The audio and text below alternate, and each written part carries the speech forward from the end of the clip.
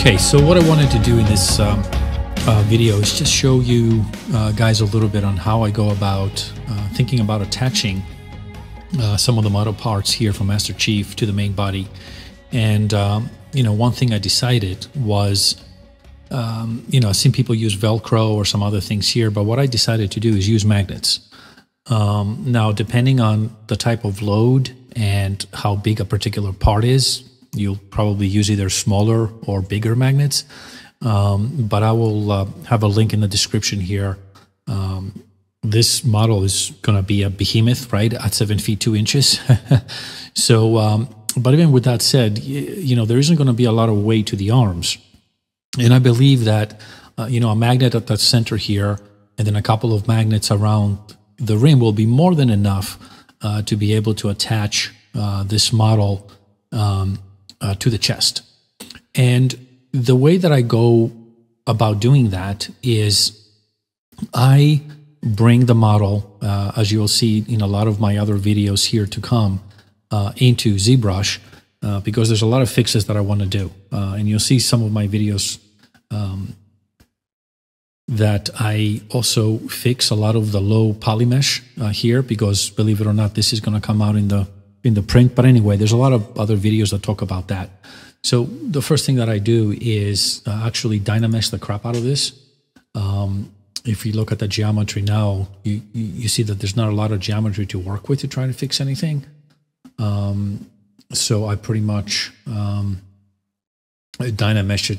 You'll see here 268 sort of points, but this is going to go up to millions, right? Because I crank the dynamesh resolution all the way up, and just like that, we went all the way up to 4 million. But you know, doing this, as I show in my other videos, allows me to come in here and really, you know, simple like that, smooth some of these parts out. You know, I don't know what the heck this thing here is, why it was created, but you know, it seems like a remnant of some model. But if I hit my planer brush here, I can get rid of a lot of this junk, right? Again, why I use Zbrush to modify, slice, cut, create some features in my model. I really don't know what this thing here was created for. But anyway, I'm not going to spend time showing you how to fix this stuff here. It's done in the other videos. Some of this stuff here, the low poly count drives me crazy because this stuff is going to come out in the print. But anyway, so let's talk about magnets. Very easy. What I do is I create pockets, if you will, that will get printed out to actually insert magnets. Now, I choose a particular magnet that I like. Here, you'll see I even went ahead and named it according to the magnet. I got this at Amazon. It's a 1 inch by 0.33 thick. Now, obviously, when I model this cylinder, you can model it anywhere, including your own slicer. You need to make it about 0.2, maybe 0.3 larger, so the hole that you create is big enough to fit the magnet. Depends on how accurate your printer is and how you have calibrated it. I find 0.2 to 0.3 is more than enough. And it's just a matter of orienting it here. Let me actually also go and orient this other piece, because this is one that was, you know, as the model would,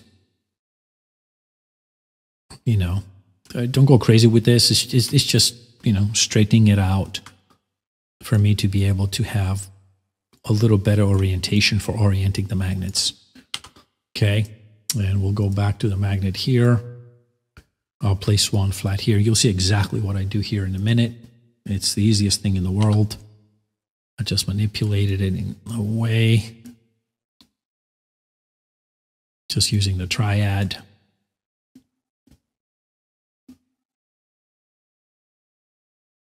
Until it's flat against that piece. Okay, about here. And then all we need to do is just bring it down into the part. And again, making it straight from a couple of angles. Doesn't need to be perfect. Again, remember, this is going to be a little bigger, the hole anyway. And then we go here and we actually turn on the this little button here. And if I go to live Boolean, you'll see exactly how this begins to cut into the model. You see that? Okay. And just like that, that easy, I created a pocket for this magnet. Now again, this pocket needs to be a little bigger and it's a little deeper, if you will. So if your magnet is 1 inch by 0.33, make it 1.1 inch by 0.3435. You know, you can also work in millimeters. I find that again, 0.2 to 0.3 millimeters bigger for the pocket is more than enough to fit the magnet. Bearing in mind also that I use epoxy to glue the magnet in place. So we need to also make a little bit of room for the epoxy, and that will fit. So now, you know, this is pretty good. This magnet is pretty strong, but, you know, it might not hold up this arm. So I go back here. I hit duplicate. I create another one. Move this magnet out. Hit duplicate again. Go crazy, right? Create as many of these as you need. Anyway, when you buy these magnets from Amazon, they even come with a warning on how strong they are, because it will really can pinch your fingers. I mean, these things are really that strong. So again, it's just a matter of manipulating them, putting them where you want, making sure they're flat. Again, we're going to turn on the Boolean function here so we can embed them into the model. That's this guy. Let's go fix that guy. Spend your time, you know, make it a little more accurate. Okay. You get the idea, right? I can move these anywhere, just, you know, centering them, you know, et cetera, et cetera. Just spend the time, put them where you think.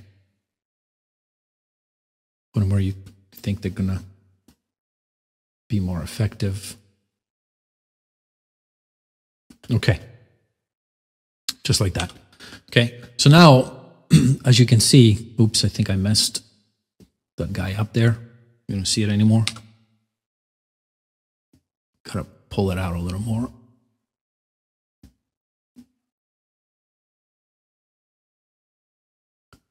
It helps if we make it visible. There you go. Okay, so here it is. You know, I created these pockets. Obviously, as you can see here, this pocket needs to be straightened out,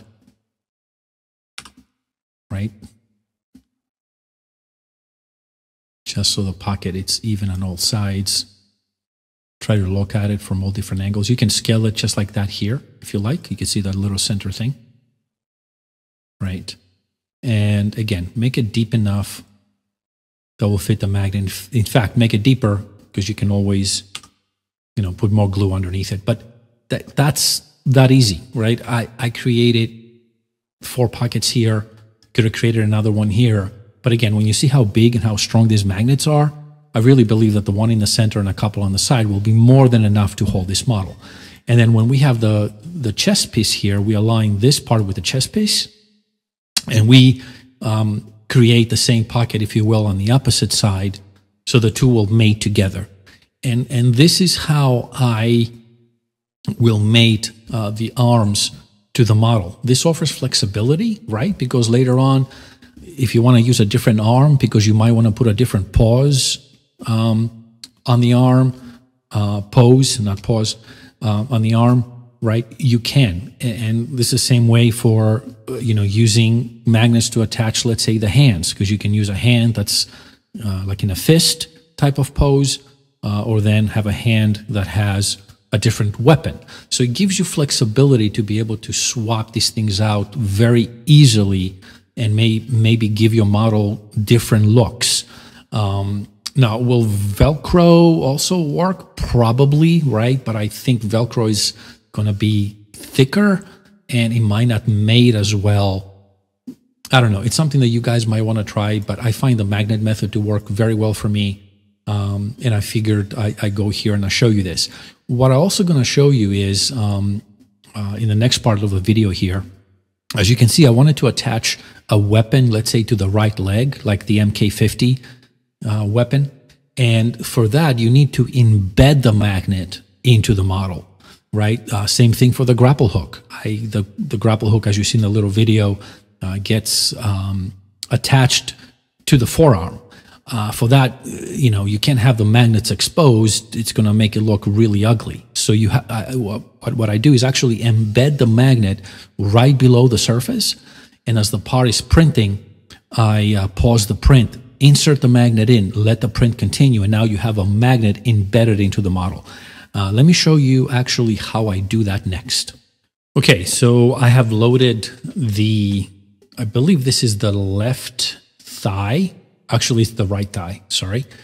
And what I want to do with the model is I'm going to, in fact, let me show you. I am going to, as you saw, print the MK50, scale it to however big you want it, right? And I'm going to want the MK50 to attach to the right thigh. Now, how are you going to do that, right? I didn't want any sort of brackets or magnets being exposed. So the idea is to embed a magnet somewhere here, embed a magnet here, and then embed the same strength magnet in the MK50 itself. And this thing will, with the force of the magnets, attach really well. And that's how I'm going to go about this. Now, again, you can scale this any way you want. You can make it smaller, you can make it bigger. I looked at some pictures and I sort of got an idea how big it needs to be for the scale of this model, and then we'll handle the MK50 magnets separately. But this is to give you an idea how it's going to fit together.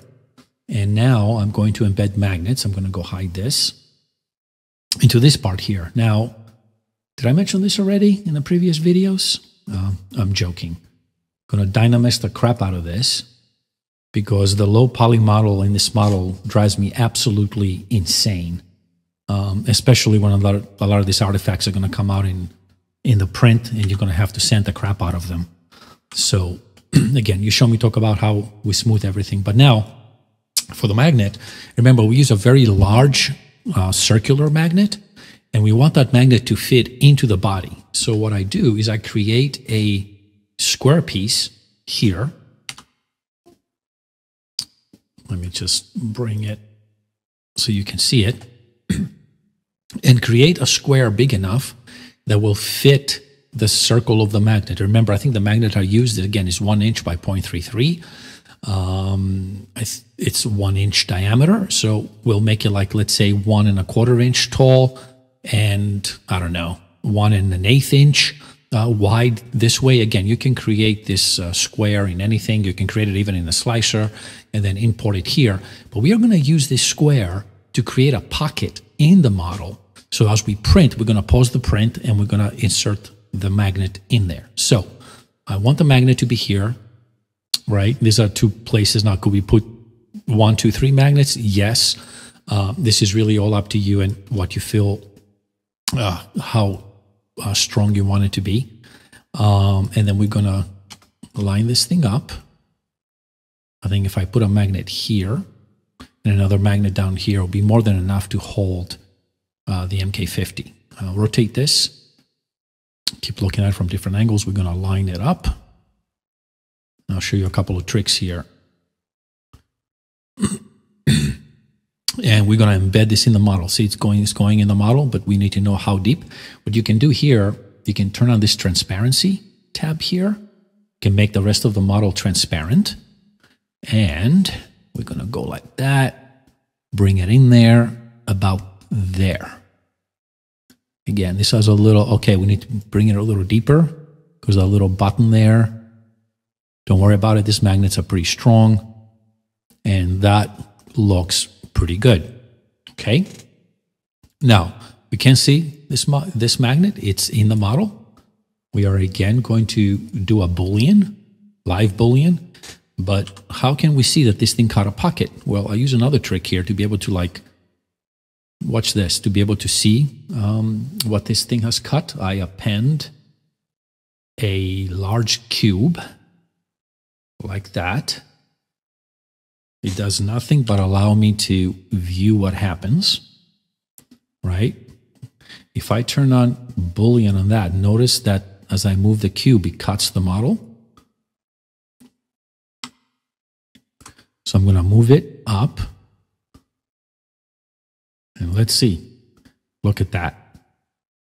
See that pocket right there? There you go. Let's keep moving it. That's the pocket that got created inside this model so that as we print, we can insert the magnet. Now you can see this thing here, you can adjust it. You see here, we can go back to the magnet and we keep adjusting it just like that. Bring it right there. Look at that. A perfect pocket for this magnet. Now I'm probably going to bring up probably what's going to happen here. Let me just hide this cube so we don't see it sliced anymore. You know, this is a pretty tall piece, right? So depending on your printer, maybe you'll cut it in 3 places, here and here. And as you cut it, as I show you, you know, with the keys and everything, and hopefully before you do anything, you clean it up, you'll see how we can pause the print, put that magnet in there. You can even pause the print and insert a little bit of epoxy in there so the magnet does not move, and then continue the print, and that magnet will be embedded into the model. You embed the same magnet into the MK50, same process, same exact thing right here. And I guarantee you, when you mate these things together, it's going to be a very strong bond that is going to hold the MK50. Now here, you're going to need more than one magnet. Again, the force of this is going to be downwards, and the magnet's force is kind of like this way. So you need a couple of magnets to be able to hold this thing up, okay? No harm, right? Place another one here and place another one here.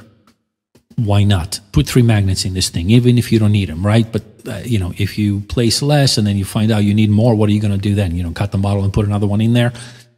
Do it now. It's a lot easier. Just put the magnets in there.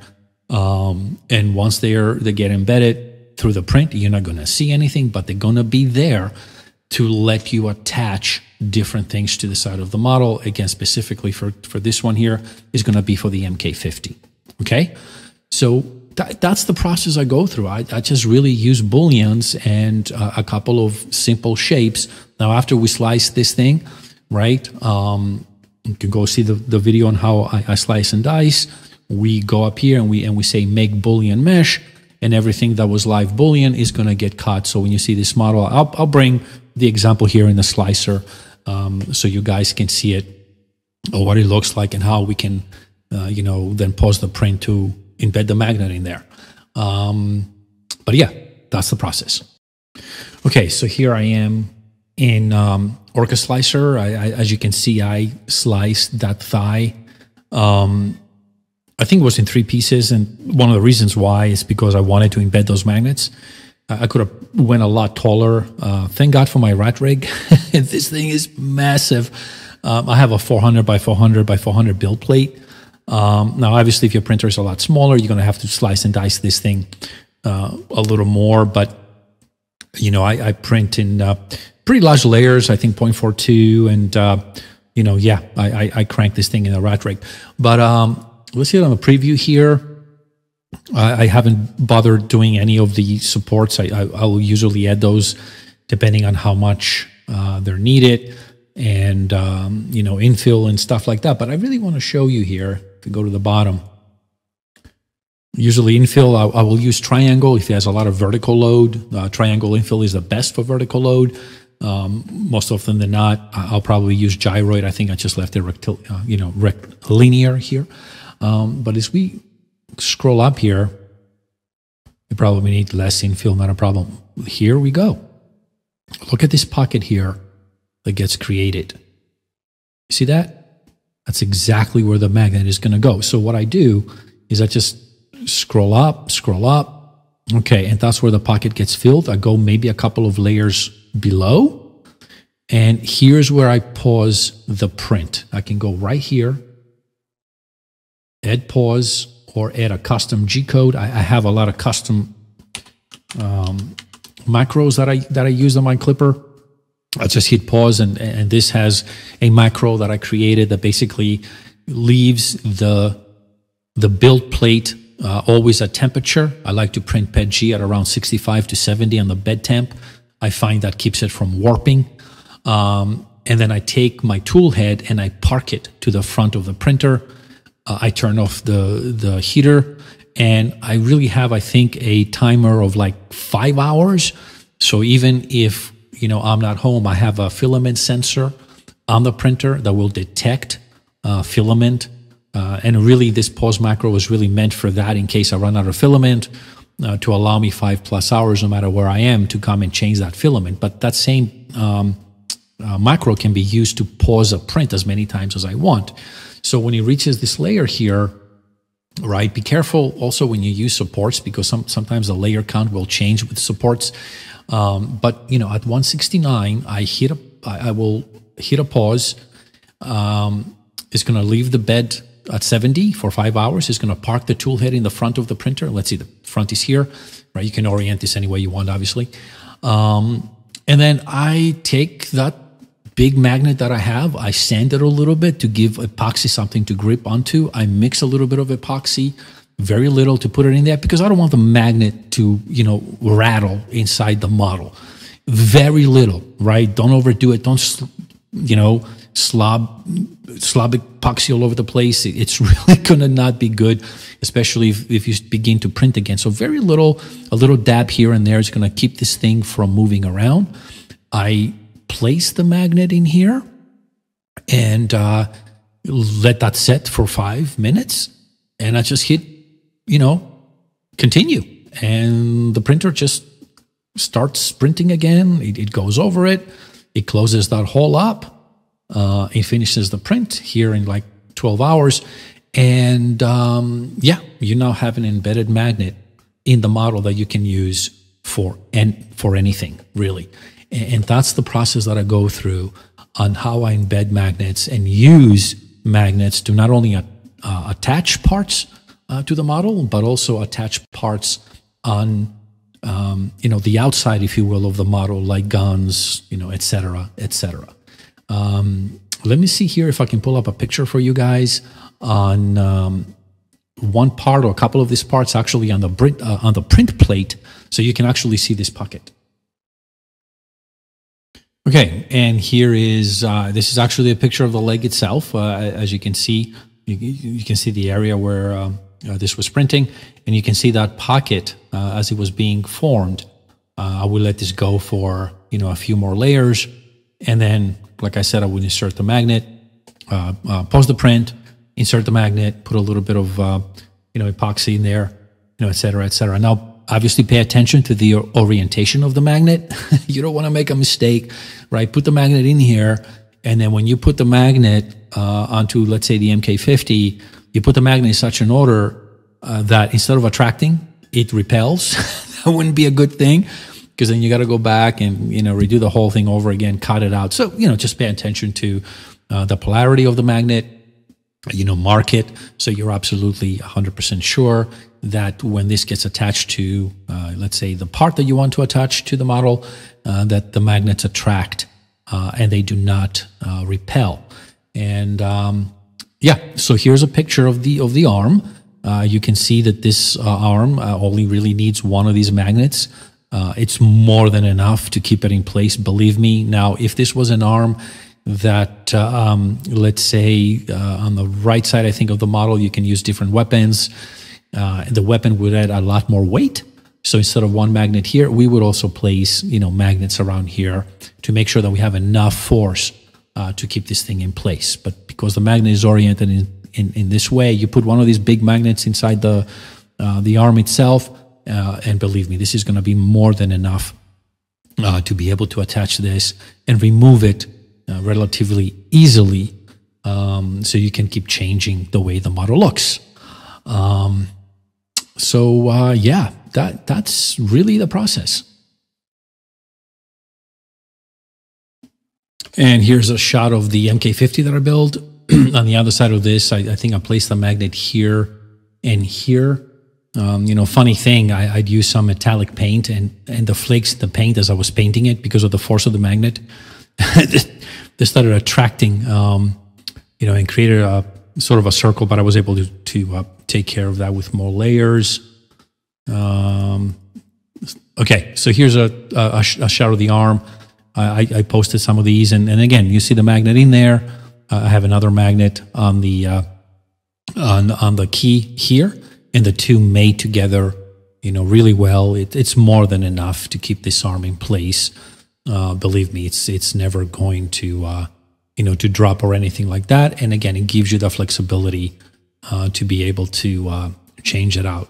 Again, if you're planning on using, an arm with the weapon, it's going to add a lot more weight. So either use a stronger magnet or use some magnets around, around the side, and that will be more than enough again to hold these pieces in place. Obviously, if you're printing the model with the arm, I think there's a pose that the arm is pointing upwards. You really don't need that much, force, because all of the weight is just not gonna, not gonna matter. So, okay, just wanted to provide that video on magnets and how I go about attaching different parts and attaching the model together. Hope it helps. Let me know if I can answer any questions. Thanks.